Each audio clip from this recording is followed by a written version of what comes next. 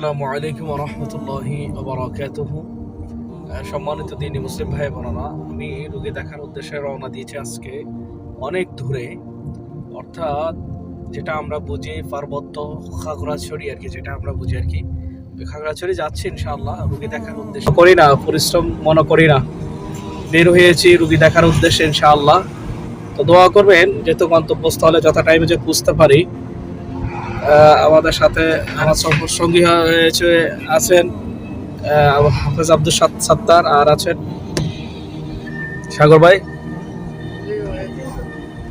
আচ্ছা, তো যাই হোক, উনি হচ্ছে বর্তমান বিজিবি অর্থাৎ বিডিআর চাকরি করে সরকারি। উনি আমার সাথে যাচ্ছে। তো যাই হোক, সবকিছু মিলে গেলে আল্লাহ পাকের দয়া মেহেরবানি হচ্ছে সবচেয়ে বড় কথা। বিসমিল্লাহি তাওয়াক্কালতু আলাল্লাহ লা হাওলা ওয়ালা কুওয়াতা ইল্লা বিল্লাহ।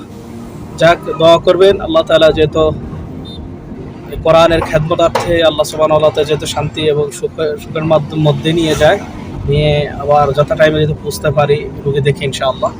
দোয়া করবেন, এই হচ্ছে কথা। আসসালামু আলাইকুম।